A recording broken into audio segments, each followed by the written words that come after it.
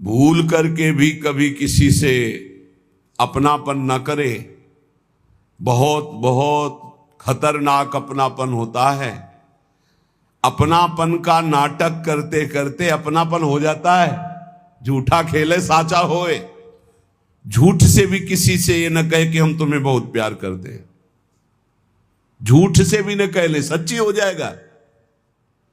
और अगर किसी शरीर से प्यार हो गया तो बिछुड़ेगा पक्का, क्योंकि बिछुड़ने वाला फिर तुम्हारी दशा क्या होगी, फिर तुम्हारा हालत क्या होगा।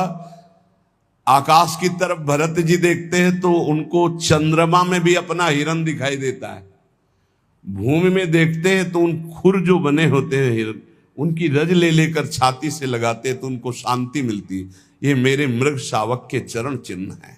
इतना प्यार, इतना अपनापन। तो इस शरीर से जो अपनापन हो गया वही तुम्हें भय दिखा रहा है मृत्यु का। अभी कल ही परसों एक प्रश्नकर्ता ने प्रश्न किया था, सब है सब, लेकिन एक भय है कि मरना है, अब उससे कैसे बचे। इससे कैसे, इससे गार्ड से नहीं बच सकते हो, अंगरक्षक रखने से नहीं बच सकते, नहीं बच सकते।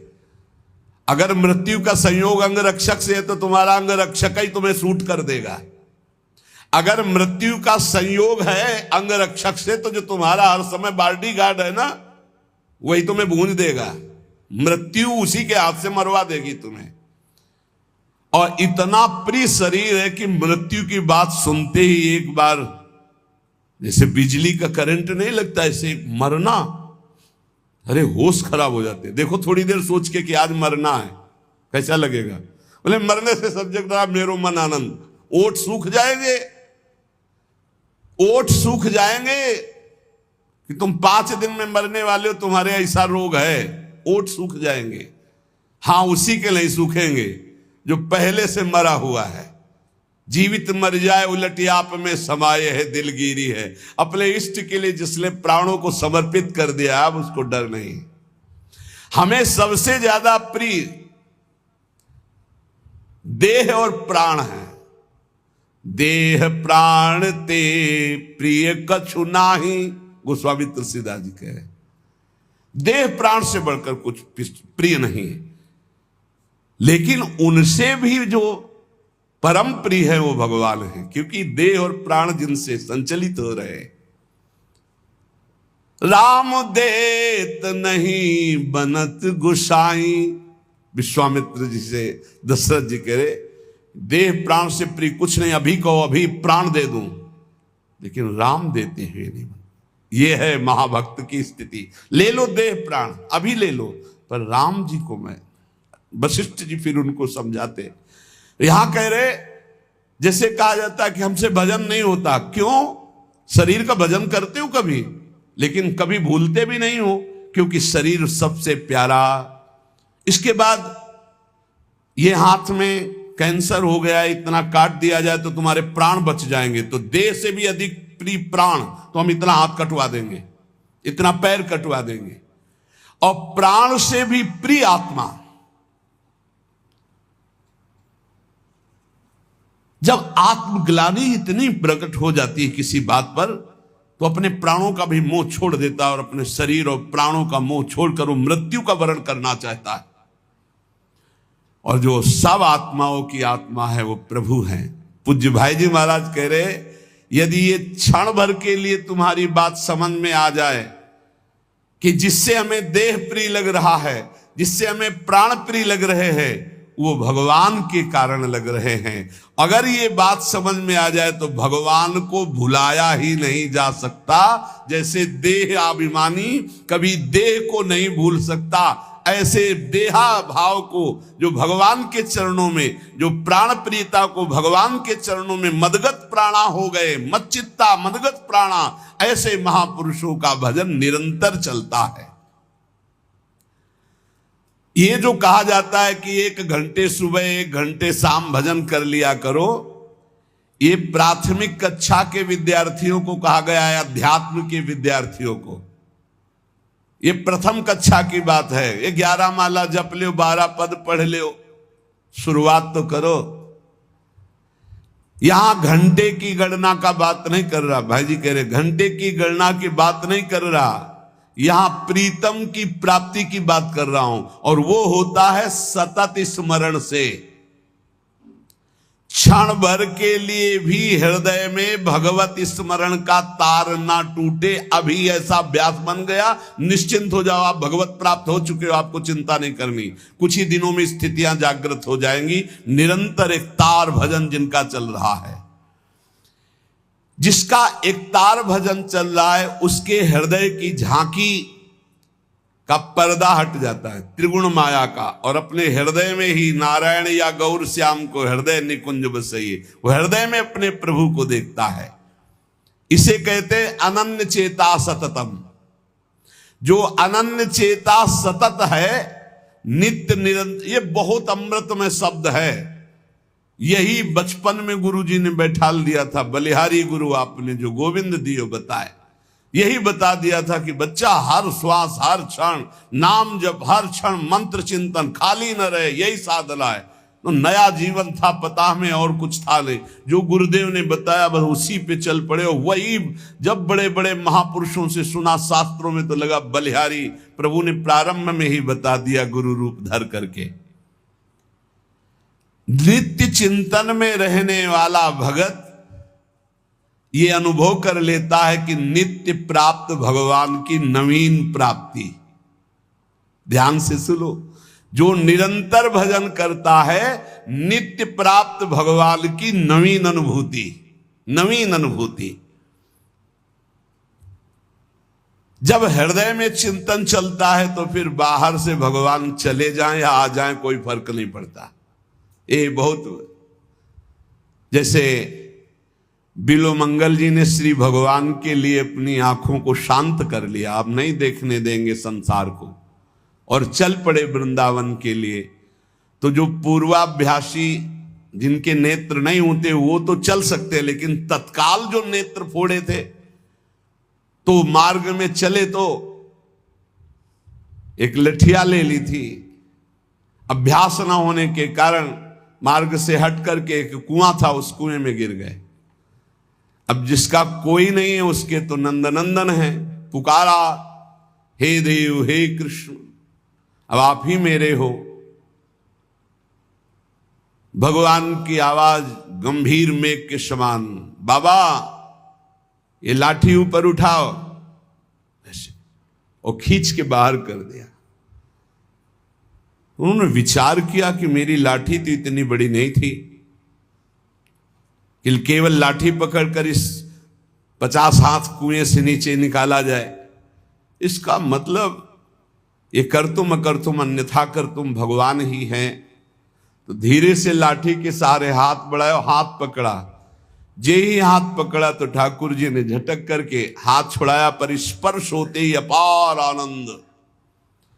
तब वो कहते हाथ छुड़ाए जात हो निबल जान के मोही, हृदय ते जब जाओगे तो सबल सराहू तोय। बूढ़ा हो गया हूं, निर्बल हूं, हाथ छुड़ाकर चले जा रहे हो, आप बलवान हो, नवकिशोर हो, जाओ, लेकिन हृदय से चले जाओ तो तुम्हें सबल और बहादुर जानूं। हृदय से अब तुम्हें नहीं जाने देंगे, हर समय स्मृति के तार से हम तुम्हें बांध कर रखेंगे। तो भगवान ही हाथ पकड़कर वृंदावन लाए थे बिल्व मंगल जी को। भगवान की स्मृति भगवत प्राप्ति का वर्तमान में स्वरूप है। हर समय भगवत स्मरण चल रहा, आप भगवान में हैं। 1 घंटे 2 घंटे नियम वाला यहां प्रसंग नहीं कह रहे, इतनी संख्या पूरी करो, हम संख्या की बात नहीं कर रहे, हम गणना की बात नहीं कर रहे, हम भगवत प्रेम प्राप्ति की बात कर रहे हैं, जिसमें कोई गणना नहीं, कोई संख्या नहीं, पर हर श्वास हर सेकेंड नाम से जुड़ा हुआ होना चाहिए। ये खास बात है। आरंभिक साधकों के लिए ठीक है गणना नियम, प्रारंभिक जो साधना में लगे हैं, लेकिन हम उन भगवत प्रेमी महान भाग्यशाली उपासकों की बात कर रहे हैं जिनका एक ही उद्देश्य है भगवत प्राप्ति। तो उनके लिए संख्या नहीं, गणना नहीं, एक क्षण भी विस्मरण ना होने पाए, उठते बैठते खाते पीते हर परिस्थिति में लघु शंका हो रहे तो नाम चल रहा है, शौच हो तो नाम, नाम नहीं छोड़ना है। हिसाब किताब तो हरि संभाले, अधाधुंध दरबार हमारा चलेगा। कितने हुए तुम देख लेना, तुम गिनो बैठ के, हम तो अधाधुंध शुरू, राधा राधा राधा राधा राधा, गणना तुम करो, फल फूल तुम ही हो, तुम्हें क्या फल चाहिए, तुम ही हमारे फल फूल हो। ये मस्ती भगवत प्राप्ति, क्या चिंता क्या परवाह। क्षण भर के लिए यदि प्रीतम की स्मृति ना हटे तो हिसाब किताब की बात प्रीतम संभाले। हम नाम जापक कि हृदय में आराध्य देव की ऐसी झांकी प्रकट होती है कि क्षण भर के लिए कभी विस्मरण नहीं हो सकता। ऐसी स्थिति में वो सो रहा होता है तो भजन होता है। छाती में अगर कान पवित्र हो तो लगा के छाती देखो, आपको सुनाई देगा नाम चल रहा है। ये एक गूंज सी उठती है। प्रेमी जनों को इतना नाम प्यारा हो जाता है कि स्वयं भगवान आकर कहें कि नाम के जप का फल है मेरा दर्शन, देखो मेरा दर्शन हो गया, छोड़ दो नाम जप। तो भक्त कहेगा कि महाराज दंडवत आप चले जाओ, मैं आपका नाम नहीं छोड़ सकता। ऐसा नाम प्रेमी पूज्य भाई जी महाराज कह रहे हैं। और इतना प्रिय नाम होता है कि अगर वही नाम निरंतर जप रहा दूसरा कोई बोल दे तो दौड़ पड़ेगा उसकी चरण धूलि लेने के लिए। ओ इसने राधा बोला, ये तो परम पावन, उसकी चरण धूलि माथे पे लगा दे के। प्रीतम का नाम लेने वाला, प्रीतम की चर्चा सुनाने वाला, प्रीतम के समान प्यारा लगने लगता है नाम जापक को। प्रीतम का कोई भी प्रसाद, वस्त्र, भोग प्रसाद, इत्र प्रसाद, फूल प्रसाद, कुछ भी वो प्रीतम से बढ़कर के प्यारा लगता है। ऐसा लगे तब जानना कि अब हमारे हृदय में भक्ति का रंग। प्रसाद खड़े हो गए, प्रसाद की परिक्रमाचार की, दंडवत की। ओहो आज तो राधा वल्लभ लाल जी बरस पड़े प्रसाद, माला ओहो अहो भाग्य, इत्र जरूर ऐसे मुख से ओहो अहो भाग्य, आज तो श्री जी की अपार कृपा हो गई, इत्र प्रसाद मिला, आज तो श्री जी का चरणामृत मिला, आज तो श्री जी का उच्छिष्टामृत मिला। अपने इष्ट की कोई भी सैया, चरण चिन्ह, पादुका, वस्त्र, कुछ भी देख करके हृदय में जब आनंद उत्पन्न होने लगे, रोमांच होने लगे, तो समझना चाहिए हमारे हृदय में इष्ट प्रेम का रंग चढ़ रहा है। जब तक श्यामा श्याम हमारे परम प्रेमास्पद नहीं है तभी तक ये बात कहनी पड़ती कि बहुत कठिन पड़ रहा है भजन करना। और जिस दिन श्यामा श्याम हमारे परम प्रेमास्पद होंगे, अपने आप जैसे प्राण धड़कते ना, ऐसे भजन होता, भजन करना नहीं पड़ता फिर। अब उसको हम लौकिक भाषा में ऐसा समझा दें कि जैसे बड़े मकानों में या होटलों में कुछ लिखा चलता रहता है ना बार बार, बस ऐसे चलता रहता है हृदय में, बार बार ऐसे चल रहा है। वो उसकी आंतरिक दृष्टि उसी में लगी हुई, बस न वो ठेलना, न कोई चेष्टा, न कोई माला, न कुछ, बस समझ ही नहीं सकते। एक तो वो चल रहा है, वो अंतर्मुख होकर उसे देख रहा है, हर समय चल रहा है, बार बार नाम, बार बार मंत्र। जब तक हमारे परम प्रेमास्पद श्यामा श्याम नहीं है तभी तक उनका स्मरण चिंतन ये बड़ा बोझा सा लग रहा है। और जिस शुभ घड़ी में हमारे हृदय में बात आ जाती कि मेरे प्राण प्रीतम श्यामा श्याम, ये जहां अपनापन होता है तहां मन दौड़ पड़ता है, प्राण समर्पित हो जाते हैं, चित्त चिंतन करने लगता है। बहुत उत्तम। जो न जी में प्रेम तो कीजय व्रत नेम, जब कंज मुख भूले तब संजम बिसेखिए, आस नहीं पीकी तब आसन ही बांधियत, और शासन के शासन को मूंदी पति पेखिए। नखते सिखा लो सब श्याममयी, बाम भई बाहर और भीतर, न दूजो देव लेखिए। जोग कर मिले जो वियोग होई ब्रजपति को, जो न हरि होए तो ध्यान धरि देखिए। कह रहे जब तक हृदय में प्रीतम के प्रति प्रेम नहीं हुआ तभी तक ये व्रत संयम नियम ये सब। और जहां कंज मुख देखा, मुख कमल पर दृष्टि पड़ी तो नेत्र भौरे बने, बस हो गया काम। और ये तभी होगा जब आप निरंतर नाम जप करेंगे। नाम जप से रूप प्रकाशित होता है, विश्वास कर लो। देखी रूप नाम आधीना, नाम नहीं तो रूप का जो वास्तविक रूप प्रभु का, उसका दर्शन नहीं होता। और जब प्रीतम के आशा नहीं है तो फिर सांसों को रोकिए, आसन बांध कर बैठिए, नहीं तो प्रीतम की आशा में जो डूबा है, चलते फिरते उठते बैठते भाव समाधि में रहता है, हर समय भाव समाधि रहती है। नख से शिखा तक ब्रज युवती श्याममयी है, उसके हृदय में श्याम सुंदर, बाहर श्याम सुंदर। जोग तो तब करे जब वियोग हो, हर समय स्मृति के संयोग में अपने प्रीतम बने रहते हैं। योग कहते हैं अप्राप्त की प्राप्ति को, प्राप्त के अभाव को कहते हैं वियोग।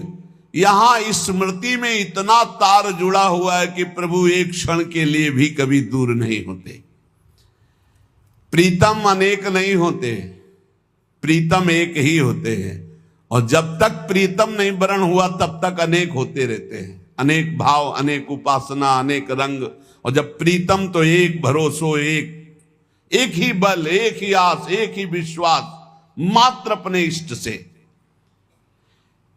जगत में समस्त प्रियता, प्रियतर पदार्थ, ये सब प्रीतम को समर्पित हो जाते हैं तो भजन करना नहीं पड़ता, स्वाभाविक भजन। बस साधना इसी बात की है, जगत में कोई व्यक्ति प्रिय न रह जाए, कोई पदार्थ प्रिय न रह जाए, कोई पद प्रिय न रह जाए।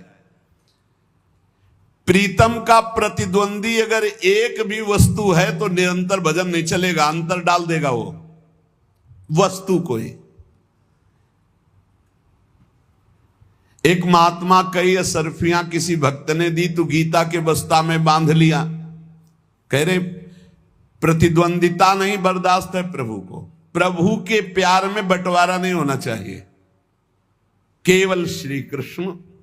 पूज्य राधा बाबा कहते हैं कि हमारे प्रभु में वैसे तो बहुत सब गुण समुद्र है, लेकिन मैंने देखा उनमें एक ये बात है कि वो दुशरिया पसंद नहीं करते, वो अनन्यता चाहते हैं, प्रतिद्वंदिता नहीं होनी चाहिए।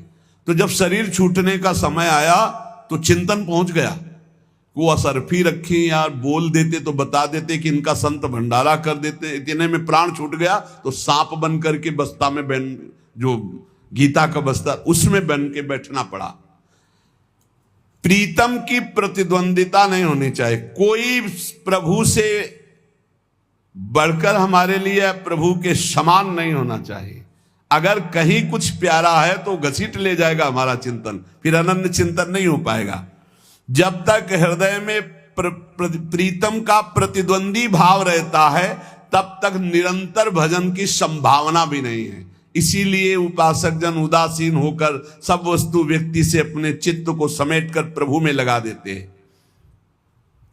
देवर्षि नारद जी इसीलिए इस भजन, इस प्रेम की उपासना का उदाहरण देते, यथा ब्रज गोपिका नाम। सब कार्य परिवार के करते हुए चित्त वृत्ति प्रभु श्री कृष्ण में, किसी से भी प्यार नहीं, न पुत्र से, न परिवार से, न क्रिया से, लेकिन क्रियाएं सब हो रही, पुत्र परिवार भी है। ये बड़ा आश्चर्यमय स्थिति, और किसी से अपनापन नहीं, एकमात्र प्रभु श्री कृष्ण से।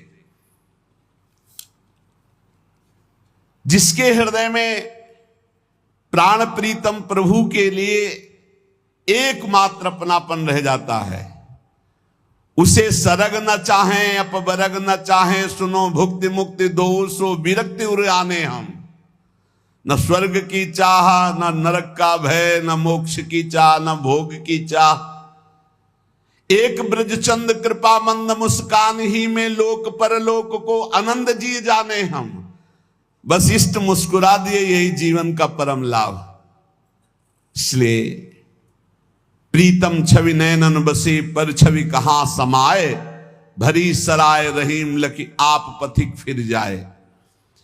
प्रेमी के लिए प्यारे की प्रत्येक वस्तु प्यारी होती है, अपनी कोई प्यारी वस्तु व्यक्ति स्थान नहीं रह जाता है। ये परीक्षा हो सकती जीवन में, आता है मोड़। जब आप प्रेम मार्ग में आगे बढ़ेंगे तो हमारी कोई प्रिय वस्तु व्यक्ति स्थान नहीं है, इसकी परीक्षा होगी। तन प्राण तन संबंधी भोग सामग्री, तन संबंधी रिश्ते नाते एक तरफ ये है, एक तरफ प्रभु हैं। अब परीक्षा होगी आपको, गुरु प्यारे हैं, प्रभु प्यारे हैं, या ये प्यारे हैं। तुम्हारा तन, तुम्हारे तन संबंधी, तुम्हारे तन संबंधी भोग सामग्री, एक तरफ प्रभु, एक तरफ कौन प्यारा है। पक्ष आ गया गुरुदेव, पक्ष आ गया इष्ट देव, जीत गए। पक्ष आ गया संसार, हार गए, फिसल गए। प्रेमी के लिए प्यारे की प्रत्येक वस्तु प्यारी होती, अपने लिए कोई वस्तु, अपने लिए तन आदि, अपने लिए कोई भी संबंध आदि, उसके कोई प्यारे नहीं होते। कहीं कहीं तो प्रेमियों ने बढ़ करके बात दिखा दी, वो सबके बस की बात नहीं। जैसे मोरत ध्वज से आरा चलवा दिया, तुम्हारा तन, तुम्हारा प्राण, तुम्हारा पुत्र, सब कुछ मेरे लिए, चलो चलाओ आरा। पुत्र के जरा इस बात पर विचार करके देखो तो हम सब जितने के जितने हैं सब जीरो पे आ जाएंगे, नंबर ही नहीं मिलेगा। इस प्रश्न के उत्तर में नंबर ही नहीं मिलेगा। और बात तभी बनती है, उच्च कोटि का समर्पण तभी होता है जब अत्यंत प्रिय तन और प्राणों का भी समर्पण हो जाए। आपके लिए मैं प्राण समर्पित करता हूं। पंच प्यारे की जो स्थापना गुरु गोविंद देव सिंह जी ने की थी, वो यही की थी। बोले मुझे तुम्हारा रक्त चाहिए, बूंदो बूंद नहीं, हम गर्दन उड़ाएंगे, फिर हम तुम्हें विजय दिलाएंगे। खड़ा हो सभा में कोई। काफी देर में एक खड़े हुए, अंदर गए, आवाज सी आई कि मानो गला काट दिया। देखा लाल नाली में से रक्त जा रहा है। फिर बाहर आए वैसे रक्त रंजित तलवार। दूसरा कोई खड़ा हो तो ऐसे 5 खड़े हुए थे अलग अलग। बस अंदर जाके 5 को निकाल के लाए और बोले ये है, इनसे अब 1 से 1.25 लाख लड़ाऊंगा, क्योंकि इन्होंने प्राणों का त्याग कर दिया गुरु के लिए। अब इनका बल विक्रम देखना। ऐसे ही हमारा प्रीतम है। हे श्री कृष्ण, आप हमारे प्राण प्यारे हो। ठीक है, हम देखेंगे प्राण प्यारे हैं या श्री कृष्ण प्राण प्यारे हैं। प्राण प्यारे हैं या श्री कृष्ण प्राण प्यारे हैं। एक बार खेल है, दांव लगा दो, प्राणों की बाजी लगा दो। बहुत महंगी चीज मिल रही, प्राण बहुत सस्ते हैं। प्राण तो भोगों में भी दे दिए हैं। प्राण दिए ये प्रेम न पइये, ऐसो महंगो आय सखीरी। दौड़ पड़ो, ले प्राण प्रभु प्राण प्यारे मुझे मिल जाओ। लेकिन सच्ची जितने अपने सत्संग सुन रहे, ईमानदारी से पूछो, अगर मूरत ध्वज जैसी परीक्षा ले तो अपने सब प्रणाम करके कि प्रभु अभी तो नहीं, कुछ दिन पढ़ाई और पढ़ेंगे, फिर आप परीक्षा लोगे तो भले प्रश्न। कोई बहुत ही वियोगी हो तो प्राण देने के लिए तैयार हो जाएगा कि प्रभु के जो वियोग में तड़प रहा है उसके लिए तो फिर कुछ नहीं है। लेकिन अपने लोगों की बात जब है कि भाई आरा चलाओ, तब हम मानेंगे भगत से जैसे मोरत ध्वज के। तो हमें लगता है पूरा हाल खाली हो जाएगा कि महाराज अभी 10-5 महीना और थोड़ा साधन भजन कर ले। कोई ऐसा कहेगा साधक है विरक्त तो, और गृहस्थ है तो कहेगा कि अभी लड़का लड़की को थोड़ा संभलाना है, थोड़े दिन समय दो प्रभु। आप देखो अगर प्रभु वो परीक्षा ले तो हम सब फेल ही बैठे हैं, जीरो ही आएगा। ले लड्डू खाओ और जाओ। और मरना तो है ही यार एक दिन। यम के दूत तुमसे पूछेंगे नहीं, आके अपने आप प्राण निकाल करके आपको यात्रा करनी पड़ेगी, यमपुरी की या भगवत धाम की या स्वर्ग की, जहां की आपकी तैयारी है। जितना माल आप इकट्ठा किए हो एक बार प्रभु के लिए प्राणों को समर्पित करने में क्या हिम्मत करो, एक बार हिम्मत करो। बोले क्या हिम्मत करें, दुख आवे तो भी उबना नहीं, सुख आवे तो फूलना नहीं, निरंतर भूलना नहीं, नाम जब निरंतर चले, ये प्राणों का समर्पण है। प्यारे हमें इतने प्यारे लगने लगे कि हमारा तन, हमारा प्राण, ये सब न्यौछावर हो जाए। बोले हम तो बिके हुए दास हैं, हमने तो अब सब कुछ बिके हुए दास। हरिश्चंद्र बिके थे, चरित्र पढ़ के देख लेना। ब्राह्मण की पत्नी बनकर के अंबाजी ने खरीदा था हरिश्चंद्र जी की पत्नी को, और डोमर के रूप में खरीदा था भगवान शंकर ने हरिश्चंद्र को। एक लीला भी हमने देखी थी। और जब पुत्र रोहित कुंवर, ऐसे ही नाम था, सर्प ने डसा, परीक्षा के ऊपर परीक्षा सत्य की। अब कोई सहयोगी नहीं तो बिकी हुई थी, पुत्र को लिया, श्मशान पहुंची, और श्मशान में हरिश्चंद्र की सेवा लगी हुई थी, कर लेकर ही दाह संस्कार कराने की। हरिश्चंद्र घाट है काशी में, घाटों में रहते थे तो वहां भी देखा है। वहां तो 80 घाट हैं, 80 घाट बराबर लगातार 80 घाट है। एक घाट का नाम भी 80 घाट है, किनारे जो है तुलसी घाट के पास, वो क्या 80 घाट है। हरिश्चंद्र जी ने कहा कि सावधान, आप यहां दाह संस्कार नहीं कर सकते जब तक कर नहीं देंगे। तो उनका प्रभु आप पहचाने नहीं? बोले पहचान रहा हूं, चक्रवर्ती सम्राट महाराज हरिश्चंद्र की तुम पत्नी हो। लेकिन इस समय हरिश्चंद्र चक्रवर्ती सम्राट नहीं, इस स्मशान का रक्षक और अपने स्वामी की आज्ञा का पालन करने वाला है। बिना कर लिए तुम अपने, तो प्रभु आप जानते हैं आपका पुत्र है, इस समय कर की बात करो, अगर कर नहीं तो तुम यहां 100 नहीं जला सकती। तो उनका प्रभु मेरे पास क्या है, मैं तो आपके लिए ही बिकी हूं, और जिसने खरीद लिया है अब मेरे पास क्या है।